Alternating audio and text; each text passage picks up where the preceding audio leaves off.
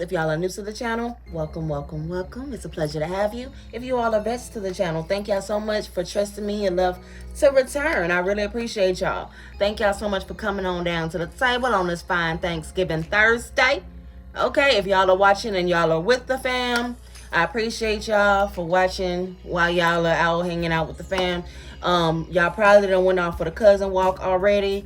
But if you are near your mothers, you are near your sisters, pretty much any type of feminine energy that you are close knit to, I do highly recommend that y'all come on to the table. Come on to the table, okay? Because this is a discussion that I definitely feel is very much beneficial to both mothers, daughters, sisters, feminine cousins, even males, just to get a better understanding of probably their significant others, wives, sisters, etc. So with that being said, welcome on to the table. Now, y'all may not see the table today because we had a different table. I was about to go to the regular table before this talk, okay? I was led to come over by the Empress here. Now, you can't see her all the way, but she here. Okay, and it's something very significant about the Empress Tarot card. For those of you all that know tarot, the Empress represents a very motherly figure. Someone who is very emotionally supportive, someone who is very closely connected to that warm, nurturing space.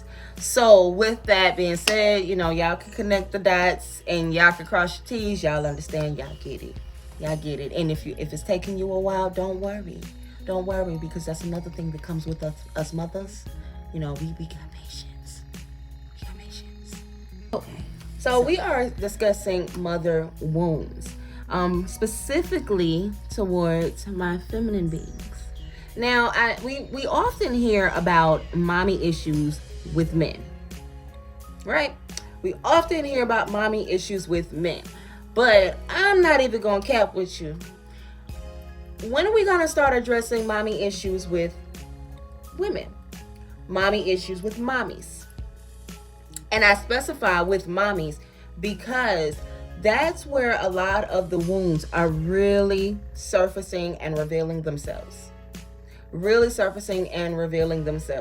So I really want to reflect back to mother wounds in the divine feminine being. In the feminine being, specifically our mothers, our aspiring mothers, our wives, our girlfriends. Feminine energy is creative energy. Okay?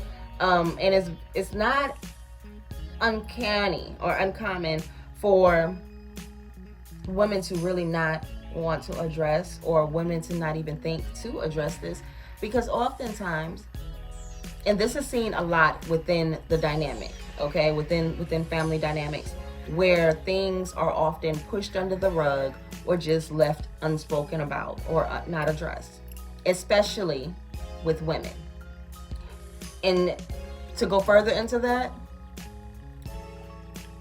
think about the fact that oftentimes women are taught that we are seen and not heard.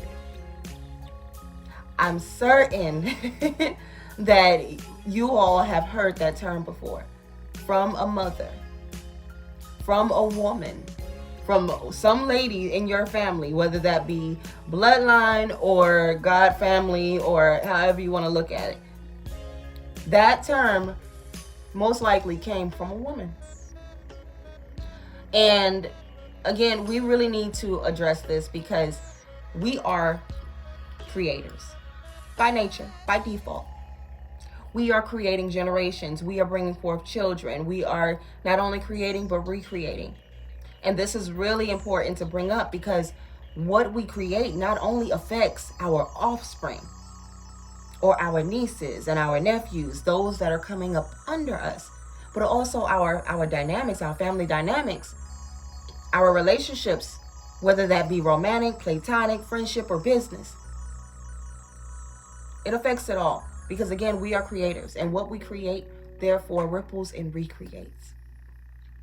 So I asked this question, I asked a few questions to a few ladies from different walks of life.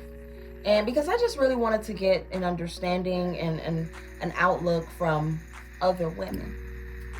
Okay, and I asked, what is femininity and what is motherhood? And I asked this question in one. Now, what I did see was, in fact, I'm going to just respond. I'm just going to go ahead and read the questions out, and then I'll get to that. So, what is motherhood and what is femininity? So Tony from North Carolina says that motherhood is nurturing energy. It's protective with a flow of strength and warmth. And then we have Misty in California, who says that motherhood is love and sacrifice and allowing yourself to put self aside in order to provide. Okay, Tony. Oh, Misty. All right, then we have Joy, who says that motherhood is unconditional love and responsibility. Yeah, she went straight to the point. Yeah, she had her thought process clear and set on what that was. Now, what I find interesting about this is, like I said, I asked this question 2 in 1. And what I noticed is that even though this question was asked about what was femininity, most of the ladies that responded left out their definition of what femininity actually was. And I'm gonna tell you now, it's one and the same. Okay? Because what I also noticed is that most all of these responses had some aspect in the definition that related to something that most often is seen as a masculine energy, such as strength, sacrifice, and responsibility. Now, I'm not saying that these are not feminine traits, that femininity cannot hold these energies or these aspects. But again, we have 2 separate energies. So there, as above, so below, just like there's got to be a balance in everything. So what I find very, very interesting, because I don't want us as women to forget femininity. I don't. That's why I asked the question together. I don't want us to confuse the energy with operating a more of a masculine version of these said traits, right? Mother wounds will oftentimes reflect this. Okay? So we'll go into the types of mother wounds in the next video. I started to do it in this one, but considering that, I decided to post this video on Thanksgiving, and it's encouraged to watch this with your mothers and your sisters and your daughters. It's encouraged, but I didn't want to take y'all too fast, because everybody ain't there yet, and we all healing in some type of way. And that I will save that for the next video. I don't want to trigger anybody on Thanksgiving. Okay, I want this to be all about love. I really do. I want this to be all love. But I do want you all to reflect on this. So, for example, women who may have come up with single mothers, they have seen their mothers operate in both masculine and feminine energies. Okay, and coming up, that can be confusing if not really depicted on what each energy actually is. So masculine and feminine is seen as one is the same, right? So in turn, strength was seen as tough or tough love. And responsibility was seen as being in charge, as being the head bitch in charge, basically. Like a woman who feels that independence means having an I don't need a man mindset or an I don't need a man attitude, and we know what that looks like. Versus a woman who understands her independence and knows that she still has independence even in a partnership, right? So then there's the woman that comes from the opposite dynamic, where there was a two-parent household. Okay, now we'll also speak on this in the next video, where that, because we know that that can go both ways. You can come from a dynamic that has had both mother and father and it still be unhealthy, it still be toxic, it still be things that need to be healed from. Okay.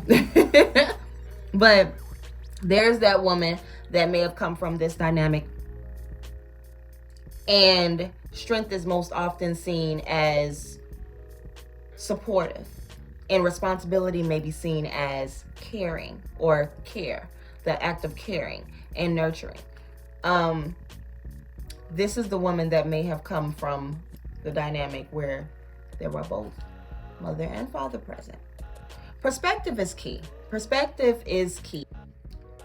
So then I asked the question, what is the common goal that you've noticed within the mothers of your family or the women in your family? And I also asked, how do you see that this has affected you in your development? So we have Ivana, that's in Tennessee. She says that the common goal that she's noticed within the mothers and the women in her family is just to get over it, or to get by, to get over, I'm sorry, to get over or to get by with just the easiest way possible, because it is possible in some way. And she says that it has affected her because she has had a hard time expressing herself emotionally. She normally just shuts out, or she isolates because she is so used to hiding behind a shield and being alone. My heart goes out to you, Ivana. My heart goes out to you. But this is just a prime example of creation recreating, and things that you produce reproducing. Okay? Because remember that she also mentioned that the voice of her mother was silent and she couldn't hear it. That speaks a level of absence. That speaks a level of solitude. And I want to mention this. Through your healing, I want you to understand that, baby, you are not alone. And that's the beauty behind the feminine energy. It's very much collective. It's very much collective. It's very much supportive. And you got a team of mothers all over, whether that be physically or energetically, that love you dearly. You are not alone, baby. And Mother Tundi is one of those mothers. So, again, my heart goes out to you. My prayers go out to you. Okay? You are loved and you are supported always. And there's no need to shut out or hide. But I do want to just bring this back up, that this is just a prime example of why healing those mother wounds, or not even just healing them, bringing them to the surface. Because remember, us women are internal. And if these wounds are being held internally, it's a part of our essence. It's a part of our being. So what we can do is we can bring them to the surface, address them and heal them, and become better mothers, and become better wives, and become better sisters, and just become better feminine beings in general. Allowing our femininity to actually flow. And again, motherhood is femininity. You don't have to bear physical children to be considered a mother. No. Motherhood is creation. To go on back to that first question, motherhood is creation. Simple. That's what it is. Having the ability to create makes you a mother. Yes, I know that I've seen that there's a difference between being a mama and a mother. Let's be real. It is your divine right as a woman to be able to be a mother. Okay? And I want all of you all to understand that, whether you can physically bear children or not, it is your divine right to create. And back to the common goal, again, I wanted to just remind you all that creation recreates and production reproduces, whether physically or energetically. So what has been created and instilled in you from the womb on up, even down to those of us that have not had our biological mothers in our lives, the women that we may have had in our lives, the feminine beings that we may have had in our lives, the mothers that we did have in our lives to take that place, a part of that creative dynamic. So I'm going to leave you all with this. Take a moment to ask yourselves, what was a part of your creation? What energies are tied to your creation? And what do you aspire to create? And when you ask yourself this question, I want you to also ask yourselves, am I in alignment with what I aspire to create? And if I'm not, what needs to be cleaned up and what needs to be polished in order to do so? And I'm gonna let y'all go. But before I let y'all go, hold on. Don't get up from the table just now. Don't, wait a minute. I wanna play this clip of a young lady expressing if she were to go back in time and teach her mother or give her mother some sort of guidance, what that will look or sound like. So I hope that this actually inspires you all in your own healing journey. So y'all just don't get up just yet. Don't get up just yet. Just watch this. Where I am in my healing journey, with everything that I've learned, if I could either trade places or give guidance to my mom,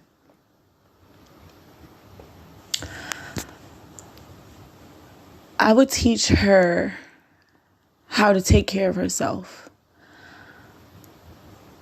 how to understand how much taking care of herself will help with the development of her children. I would teach her patience. I would teach her how to trust.